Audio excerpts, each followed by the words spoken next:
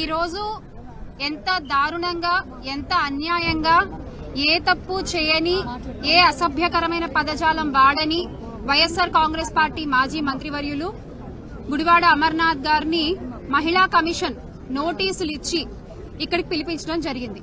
అయితే సరిగ్గా 6 రోజుల క్రితం మీరు చూసుకుంటే జెడ్పీ చైర్పర్సన్ కృష్ణా జిల్లా హారిక గారు కావచ్చు, ఎక్స్ మేయర్ గా ఉన్న భాగ్యలక్ష్మి గారు కావచ్చు, ఆ రోజు నేను, నాతో పాటు ఇంకొంతమంది మహిళా నేతలు కలిసి 5 రిప్రజెంటేషన్స్ ఇచ్చాం. 1 కాదు, 2 కాదు, 5 రిప్రజెంటేషన్స్ ఇచ్చాం. మన పేపర్ లీకేజ్ లోకేష్ గారి మీద, బండారు సత్యనారాయణ గారి మీద, గాలి భానుప్రకాష్ గారి మీద, అయ్యన్న పాత్రుడు గారి మీద, చింతమనేని గారి మీద, ఇలా 5 రిప్రజెంటేషన్స్ ఇచ్చాం. మరి వారిలో ఏ ఒక్కరినైనా పిలిపించి మాట్లాడారా?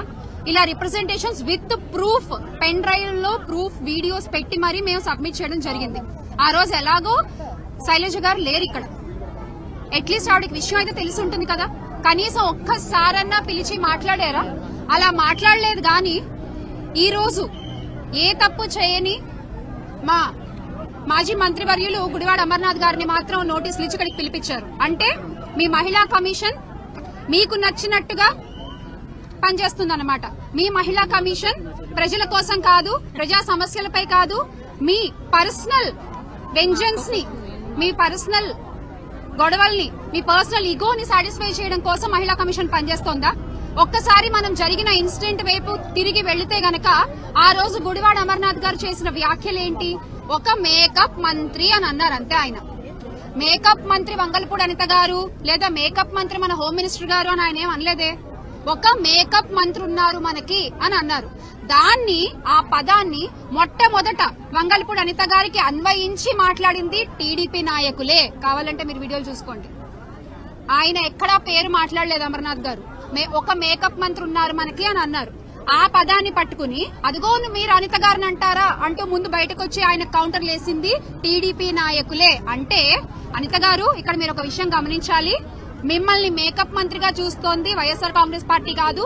మిమ్మల్ని మేకప్ మంత్రిగా అన్నది గుడివాడ అమర్నాథ్ గారు కాదు. మిమ్మల్ని మేకప్ మంత్రి అని అన్నది, మేకప్ అనగానే మీరు గుర్తొచ్చింది ముందుగా మీ టీడీపీ నాయకులకే. ఈ విషయాన్ని ముందుగా మీరు గుర్తుపెట్టుకోవాలి. సుమోటోగా కేసులు పెట్టాలనుకుంటే మీ నాయకులపై మీరు పెట్టండి. మీ మీద చాలా కోపం ఉందనుకుంటా మీ నాయకులకు. మరి మొన్నటికి మొన్న రఘురామ కృష్ణరాజు గారు కూడా అంటున్నారు హోమ్ మినిస్టర్ గా పవన్ కళ్యాణ్ గారు బాధ్యతలు తీసుకుంటారు అని చెప్పి. అంటే మరి మీ మీద ఏం కుట్ర జరుగుతుందో ముందు వాటిపై శ్రద్ధ పెట్టండి. ఎలాగో ప్రజా సమస్యలపై శ్రద్ధ పెట్టట్లేదు మీరు. ఒక తల్లికి కనీసం ఒక కొడుకు శవాన్ని అప్పచెప్పలేకపోయారు మీరు లాకప్ డెత్ చేసి మీ హయాంలో. అలాగే ఒక కొడుకు తప్పు చేస్తే ఒక తల్లిని వివస్త్రని చేసి ఒక మాతృమూర్తిని రోడ్డు పైన ఎంత దారుణంగా హింసించారో మీ హయాంలో ప్రజలందరూ చూశారు. అలాగే ఒక అమ్మాయి చచ్చిపోతే ఆ బాలిక శవాన్ని కూడా తల్లిదండ్రులకు అప్పచెప్పలేకపోయారు మీరు. ఒక అమ్మాయి కనిపించకుండా మాయమైపోతే 20 రోజుల తర్వాత మీరు అడవిలోకి వెళ్లి ఊరికి అలా వీడియోల కోసం అటు ఇటు తిరిగేసి వచ్చేశారు. అంతే తప్ప ఈ రోజుకి ఆ బాలిక ఆచూకీ మీరు కనిపెట్టలేకపోయారు. ఎలాగో మీ చేతకాని పాలనలో ప్రజల కోసం మీరేం చేయలేకపోతున్నారు. కనీసం మీ పదవులన్నా కాపాడుకునే ప్రయత్నం చేయండి.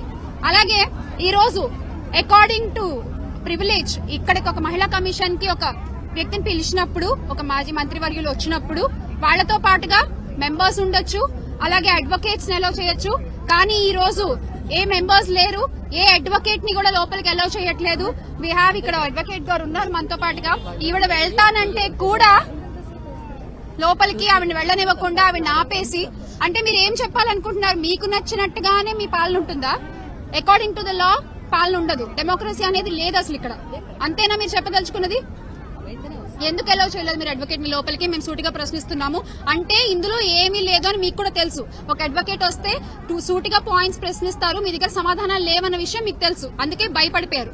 మీ మేకపోతు గాంభీర్యం ఏంటి అన్నది ఈ రోజున రాష్ట్ర ప్రజలందరూ కూడా చూస్తున్నారు. మీరు మహిళలకి చేసిన అన్యాయాన్ని రాష్ట్ర మహిళలందరూ కూడా అబ్జర్వ్ చేస్తున్నారు, గుర్తుపెట్టుకుంటారు. దీనికి తగ్గ సమాధానం 2029లో ఖచ్చితంగా మీకు చెప్తారు అని మరొకసారి మీకు గుర్తు చేస్తూ, అలాగే ఇంకొక విషయం, మొన్న రిప్రజెంటేషన్ ఇచ్చినప్పుడు ఇక్కడే ఉన్నారు వరుడు కళ్యాణి గారు, ఎమ్మెల్సీ గారు వైఎస్ఆర్ కాంగ్రెస్ పార్టీ తరఫు నుంచి. అలాగే మా మహిళా సంఘం అధ్యక్షురాలు కూడా, మహిళా విభాగం అధ్యక్షురాలు కూడా, ఆవిడ్ని నారా లోకేష్ గారు మండలి సాక్షిగా ఎంత దారుణమైన మాటలతో మాట్లాడారు. అది మీరు సుమోటోగా తీసుకోరా? మేము రిప్రజెంటేషన్ ఇచ్చేయంగా. అంటే లోకేష్ గారికి అయితే ఒక న్యాయమో, అమర్నాథ్ గారికి అయితే ఒక న్యాయమా? బండారు గారికి ఒక న్యాయం, అమర్నాథ్ గారికి ఒక న్యాయం, గాలి భాను ప్రకాష్ గారికి ఒక న్యాయం, అమర్నాథ్ గారికి ఒక న్యాయం, చింతమనేని గారికి ఒక న్యాయం, అమర్నాథ్ గారికి ఒక న్యాయం. బాలే ఉందండి మీ పాలన మాత్రం. ప్రతిదీ ప్రజలు చూస్తున్నారు, గమనిస్తున్నారు. అంత తొందరగా పడ్డ దెబ్బ మర్చిపోయే రకం కాదు రాష్ట్ర ప్రజలను మరొకసారి మీకు గుర్తు చేసుకుంటూ, ఖచ్చితంగా 29లో దీనికి తగ్గ మూల్యం మీరు చెల్లించుకుంటారు. అందరికీ నమస్కారం. నా పేరు డాక్టర్ మంచా నాగమల్లేశ్వరి, వైఎస్ఆర్సీపీ పార్టీ అధికార ప్రతినిధి. ఇవాళ నిజంగా అమర్నాథ్ గారికి థ్యాంక్స్ చెప్పాలి. ఎందుకంటే ఇన్ని 2 సంవత్సరాల కాలంలో అసలు ఉమెన్ కమిషన్ అనేది ఇక్కడ ఉందని ఎవరికైనా తెలుసా? ఎవ్వరికీ తెలియదు. సో ఇవాళ నేను ఉమెన్ కమిషన్ ని అడుగుతున్నాను. 14 సంవత్సరాల మైనర్ బాలికను మార్చి రేప్ చేసినప్పుడు ఎక్కడుంది women commission? No women commission. ఒక చిన్న బిడ్డని రేప్ చేసినప్పుడు ఉమెన్ కమిషన్ ఎక్కడుంది? ఉమెన్ కమిషన్ లేదు. ఒక మైనర్ బాలికని రేప్ చేసి కత్తితో కోసిన రోజు ఎక్కడుంది? లేదు. ఒక దళిత మహిళని రోడ్డు మీద తీసుకొని వచ్చి కొట్టిన రోజు ఉమెన్ కమిషన్ ఎక్కడికి వెళ్ళింది? లేదు. ఇదే హోంమంత్రి అనిత గారు మీ అమ్మ అంటే విజయమ్మని విజయమ్మ అంటారు, భారతమ్మను భారతమ్మ అంటే మీ అమ్మ వాళ్ళ నాన్నకి ఏమవుతుంది అని అడిగిన రోజు ఎక్కడికి వెళ్ళిందండి ఉమెన్ కమిషన్? ఇవాళ ఇంత నిసిగ్గుగా అడ్డగోలుగా మాట్లాడినటువంటి చింతమనేని రజనీ గారి కోసం మాట్లాడారు కదా, ఏమైంది మీ మేకప్ మంత్రి అని? ఆ రోజు ఏది ఉమెన్ కమిషన్ లేదే. ఇవాళ మీరు ఎంత నిసిగ్గుగా పనిచేస్తున్నారు. ఒక మహిళ అయ్యుండి నేను అడుగుతున్నాను ఉమెన్ కమిషన్ చైర్మన్ గారిని, నా పక్కన ఉన్నటువంటి చైర్మన్ ని కారుతో గుద్ది అద్దాలు పగలగొట్టి ఒక మహిళని కూడా చూడకుండా అడ్డగోలుగా బూతులు మాట్లాడిన రోజు మీరు ఎక్కడ నిద్రపోతున్నారని అడుగుతున్నాను. ఒక్క విషయం గుర్తుపెట్టుకోండి, మీరు మర్చిపోయినా కూడా జగన్మోహన్ రెడ్డి గారు మర్చిపోరు. జగన్మోహన్ రెడ్డి గారిని, భారతమ్మని, వాళ్ళ పిల్లల్ని, విజయమ్మని అడ్డగోలుగా మాట్లాడినటువంటి హోంమంత్రి అనిత గారికి చెప్తున్నాను, ఎట్టి పరిస్థితుల్లో మీరు ఆమెని పిలిపించి సారీ చెప్పించకపోతే రాబో సంవత్సరంలో మా ప్రభుత్వంలో 2029లో ఇదే ఉమెన్ కమిషన్ ముందు హోంమంత్రిని మాత్రం నిలబెడతామని ఈ సందర్భంగా తెలియజేస్తూ, అదే విధంగా అమర్ గారు లాయర్ని కూడా లోనికి రానికున్నారంటే ఏంది మీ రెడ్ బుక్ రాజ్యాంగం అనేది ఒకసారి గమనించుకొని ఇప్పుడు లాయర్ గారు ఎందుకు ఆమెని బయటికి పంపించారనేది ఆవిడ క్లియర్ గా ఆవిడ మాటలతో ఎక్స్ప్లెయిన్ చేస్తుంది, వినండి. గుడ్ ఈవినింగ్ అండి. నా పేరు యశస్విని. నేను ఇలా అమర్నాథ్ గారితో ఆయనతో పాటు కమిషన్లోని ఆయనకి తోడుగా ఉండడానికి, ఆయన రైట్ని ఎక్సర్సైజ్ చేస్తూ నేను ఆయనకి హెల్ప్ చేద్దామని వచ్చాను. ఏదైనా సరే అక్కడ జరిగింది కొంచెం ఇంబ్యాలెన్స్డ్గా జరిగిందండి. ఎందుకంటే ఫస్ట్ మాకు పర్మిషన్ ఉందని చెప్పారు.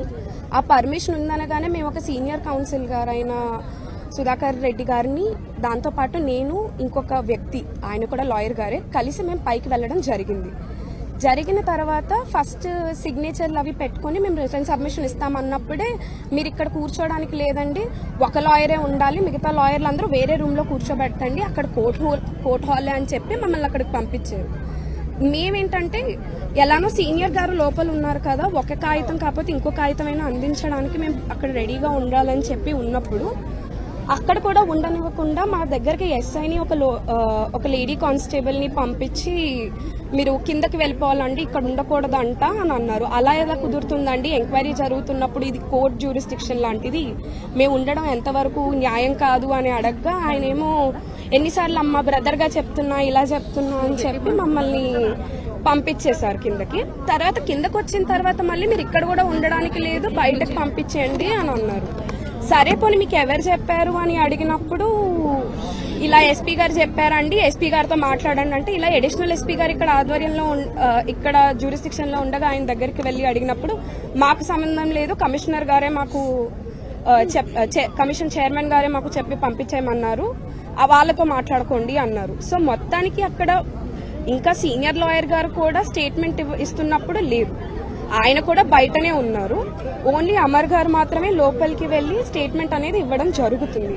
అసలు అది ఎంక్వైరీ ఎంతవరకు జరుగుతుంది, ఎలా జరుగుతుంది, ఏంటి అనేది మా ఎవ్వరికి ఇంకా ఏం తెలియలేదు. అంతే అండి. Thank you.